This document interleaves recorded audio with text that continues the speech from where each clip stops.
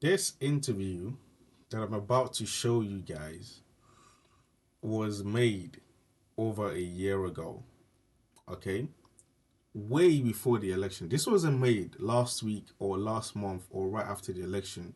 This was made 5, 6, 7 months before the election in November 2024. And generally, all the prediction that's about to come out from Mehdi Hasan in this video practically came to fruition or is coming to fruition right now. And it just shows you how not listening to people and calling them crazy for pointing out the insane things that the president is doing right now can actually be naive and very, very careless.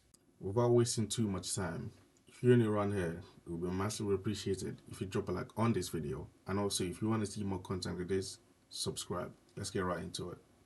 One of the sticks I've been beaten with recently is that I underestimate dangerously the dangerousness of Donald Trump. My suggestion is pretty simple. I'm not going to argue that he doesn't say what he says. I'm going to argue that it doesn't mean what it would if you said it. Because this man is a lie machine, and a hyperbole machine. And you have to look at it that way, that the idea that he's a man of great vision and strategy who wants to become an autocrat and is going to put people around him who can help him overthrow America's democracy, I think is a laughably absurd notion.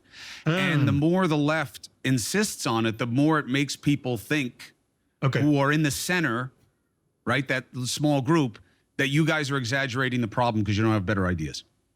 So a couple of things. I'll engage in the substance of what you said in a moment, but let me just question your premise that this is a left critique. I know, Chris, I get it where you're coming from. You have this kind of stick, like you're in the center, there's a right and there's a left, and you're above the fray. That first of all, that's not true. But where does this left come from? Some of the most eloquent, passionate, and most informed critics of Donald Trump's fascism and assault on democracy are not leftists. It's true. Judge Michael Luttig is not a leftist. Liz Cheney, last time I checked, is not a leftist. True. George Conway is not a leftist. True. All of the former Trump administration officials who've said the man's crazy, he's an authoritarian. General John not Kelly. Leftists, right? So they're not leftists. I don't accept the premise that this is a leftist critique, not at all. In fact, there are people on the left who attack people like me and say you're being hyperbolic and agree with the premise of your statement. So it's not a left thing. Let's just put that to one side. In terms of the substance, number one, let me snarkily say this. Chris, did you think Donald Trump would incite an insurrection and refuse to leave office in 2019, in 2020? No, but I also wouldn't characterize the behavior the way you did. You don't think he incited an insurrection? No, I don't think it was an insurrection. I think it was a riot. Okay, did you? Okay, I don't agree with that for a second, but let's park that for a moment. Did you in 2019 or 2020 say Donald Trump will refuse to leave office and incite a riot and an attack on the Capitol? No. I did. In 2019, I wrote a piece for The Intercept saying Donald Trump is very clear about the fact he won't accept the election result and he won't leave, and people are ignoring this danger. And if this, you know what's going to happen? Violence and rioting. I wrote this in The Intercept in, I think, May of 2019, about 18 months before the election. People said to me, you don't know what you're talking about. You're a brick. You don't understand American politics. The Secret Service will walk him out. There's no danger here. This is all hyperbole. So my first point, Chris, is forgive me when I hear people say it's hyperbole. I was right then, and they were wrong. So maybe we should have a little bit of humility from the folks who say, calm down. A lot of the calm down folks were completely wrong on January the 6th, 2021. That's my first point. And then in terms of the substance, I mean, he is saying this stuff. I agree with you, Chris. He's a liar. He's an exaggerator. I completely agree. He's not a strategist. I don't think you need to be a strategist to be an autocrat, right? I don't think you need. I think you have autocratic tendencies and instincts. And then it's an issue of whether those around you and the institutions... They usually have a plan, Mehdi, as we both know. Well, he's got people around him. Have you read the Heritage Foundation 2025 report? It's a pretty clear plan for authoritarianism. Pretty well laid out over multiple pages. Now, the thing is, people always say, never take his word too literally, okay? But the problem is, if you continue to believe that, at what point do you take anything seriously? At what point do you not take anything seriously? If he says, okay, right now, I am going to take the power from the Supreme Court and from Congress, I'm going to merge it into one, and then become a dictator, do you take that seriously or do you not take that seriously? At what point do you decide the things to take seriously or not? That's my first problem. Number two, like he said, you don't actually have to have a clear plan of authoritarianism. You just need an instinct of it, and then surround yourself with people that are very clever and that are very good at manipulating narratives and then changing the mind of people to be able to get that view onto the rest of the people. That's really what you need. You just need the instinct, and you need the right people next to you. And in his second term, he definitely has had the right people next to him when it comes to being able to manipulate and overextend his powers from on the states, on the Supreme Court, on literally every single part of the country. And then my third problem, which is my biggest problem, is how long do we have to keep using this thing of, yeah, well, he doesn't really mean it. You can't really take everything seriously. If you're an 8-year-old and you play video games all day, and then you turn into a 30-year-old and you still play video games all day, the problems that people are going to have with you when you're 30 years old is going to be way more than when you were 8 years old. At some point, someone needs to tell him that, hey, you're not just a random civilian, a random politician, a random person living in America anymore. You're the president of the United States.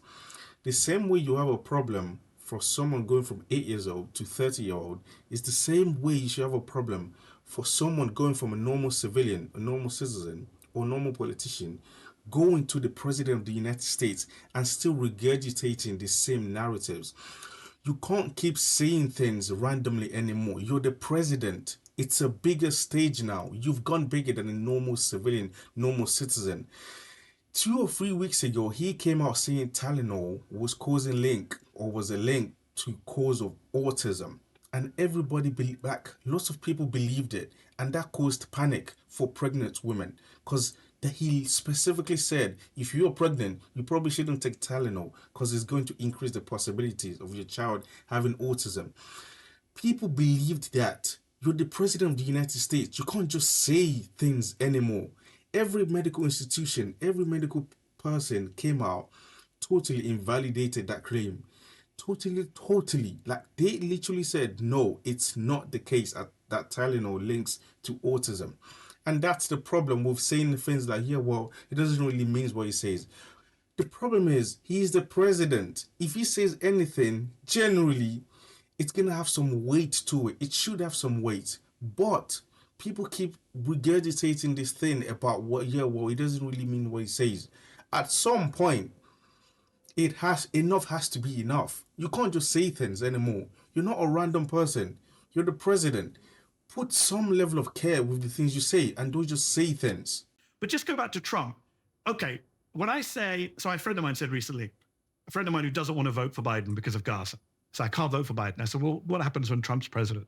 And they said, well, we'll protest Trump just like we protested him the first time. But how do you vote for Trump if you don't like Biden's position on Gaza? No, they didn't say they would vote for Trump. They said, well, we'll vote for Biden, but they don't care if Trump wins. They're so mad at Biden. I got you. They don't care if Trump wins. And I said, well, what are you going to do once Trump's president? You're Muslim, you're going to suffer.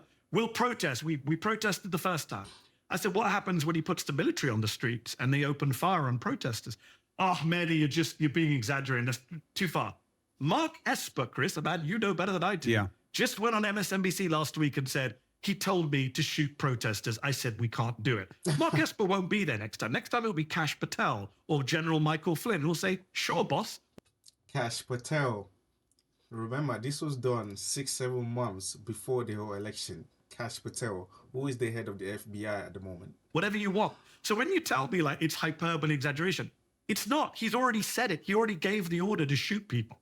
We just got lucky first time around that there were a few half-spined conservatives in his administration who said no. They won't be there next time, Chris. It'll be Michael Davis. It'll be Michael Flynn. It'll be Kash Patel. It'll be Sebastian Gorka, who will love it. So you really believe if Donald Trump wins again, there's all kinds of mayhem, and he is doing everything he can, not just to settle scores, but to turn himself as closely as he can into Putin? Yes.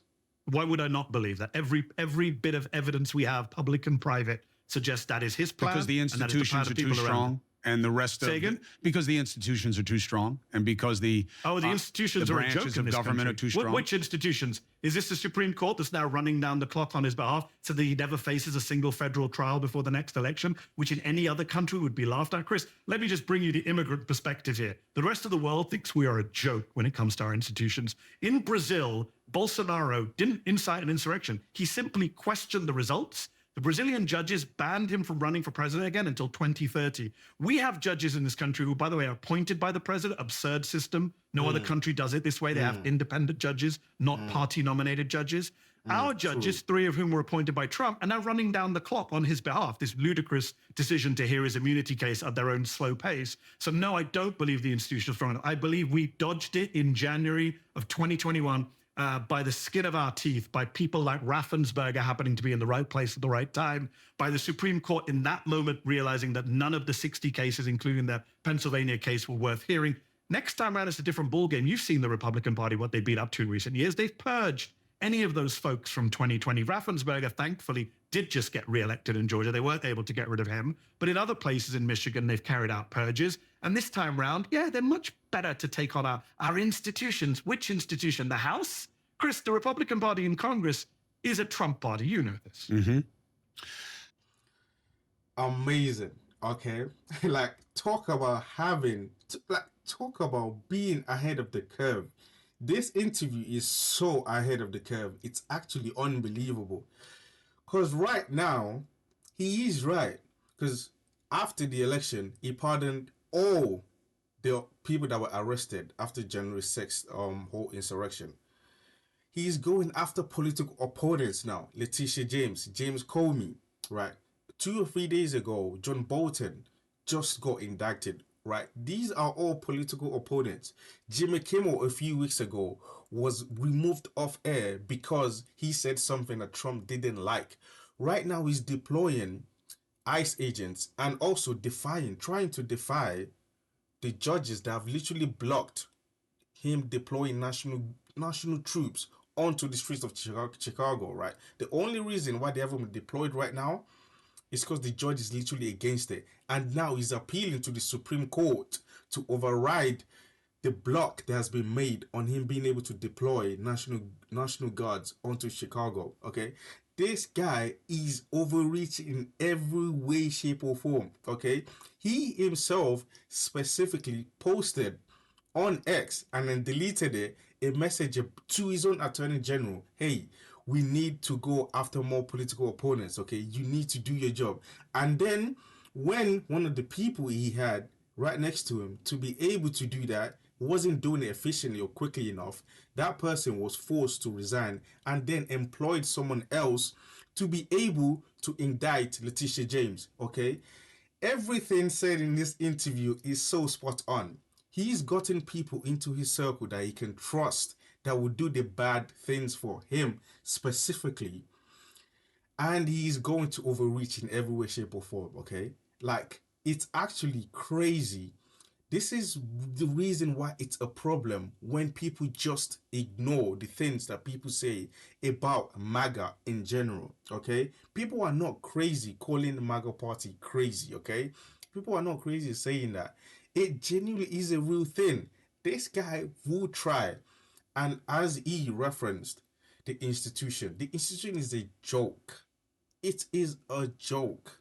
Okay, he doesn't do anything anymore. The Supreme Court is 6-3 majorly conservatives. Generally, if he brings a case to the Supreme Court, he's more likely going to win anyways. Why did you even say this? I don't even know why the president chooses who's in the Supreme Court. It doesn't make sense. The institutions are not capable of doing anything right now, okay? Even in Congress, right now the Epstein files are not being released because the Speaker of the House, Mike Johnson, would not let someone that's been democratically elected into the House because he knows the moment that happens, then they can vote. Then the Epstein files will have to be released, okay? That's why he's delaying restating that woman into the House, okay? Like, he's gotten people into positions where he's able to flex his muscles and do whatever he wants. And saying the institution will stop him, that's not good enough. Because are you just giving them a leeway to keep trying? Is that what you're saying? Keep trying and trying and trying and trying. Well, the institution will just go into fight back every single time. How about don't try? How about you shouldn't try? You're not allowed to try. That should be the way you should do that. It isn't you can do whatever you want as long as the institution is there to just make sure you don't overreach. Why is that the norm? Why? It shouldn't be allowed to try. And the institution eventually will cave in if it keeps trying it. Eventually, the national guards that hasn't been allowed to be deployed yet, eventually they will be allowed to be deployed. Eventually, the Supreme Court, majorly conservative, eventually will allow it. Okay, and that's the problem. You can't keep trying and trying and trying and keep relying on the institution to fight back. How about he's not allowed to try? He's a To come pretty back to your obvious point narcissist. on the yes man and the no man. Yes. I'm not denying that there were people who said no around it. They didn't say no enough, like you just pointed out. They didn't resign and say their piece at the time. And by the way, even with those adults in the room, he still almost started a nuclear war with North Korea. He still almost started a war with Iran. He still kidnapped children at the border. He still praised neo-Nazis in Charlottesville. He still allowed 500,000 Americans to die who probably many of them didn't need to die from COVID. So even with that, he was a disastrous, perhaps the most disastrous president of our in modern American history. I'm saying next time around, Chris, there aren't going to be those people. He is coming back with vengeance. 4 years is a long time. He's not the same Trump as term one. He is going to come back much angrier, much more organized, and surrounded by way more yes men and open fascists like the Bannons of this world than he did last time around. I'll give you an example, Chris, just one example. Mike Davis, who Don Jr. is touting as future AG or future senior figure in the administration, conservative lawyer, used to be a Bush guy, gone full MAGA. This guy is on Twitter saying, I'm going to deport Mehdi Hasan to Guantanamo Bay, right? Now, he doesn't have the power to do that even as Attorney General. But those are the kind of people that he and his people want to bring into the administration. It is not Jeff Sessions. As bad as Jeff Sessions was, he was still a conventional conservative. Honestly, it's actually scary how literally, like, practically perfect everything he's saying actually is. He is surrounded by yes men. Okay, his vice president, J.D. Vance, is a yes man. Head of Department of War, Pete Hegseth, is a yes man. FBI, head of FBI, Kash Patel, is a yes man. His Attorney General, Pambondi, is a yes man. Like, even Speaker of the House, Mike Johnson, yes man. Like, these are all people that are literally yes men to everything he does. Okay, his own head of Secretary of State of Health and Secretary, yes man. Secretary of State, yes man. Okay, like, everyone is a yes man. No one dares goes against what he says. No one dares to go against what he says. Everyone says yes to him. And this is exactly what I think a lot of people did see this coming, that this time round he's not going to be with people that are centrist or moderate. No, he's gonna go with people that are fully trusted. He's gonna go with people that he knows they will do his bidding regardless of what the law says. And we're seeing that right now. You can't deny it. But hey, who knows how long this is gonna go on for, and in the next year or 2 years where we're actually going to be. If you enjoyed the video, it would be massively appreciated if you drop a like and also sub to the channel.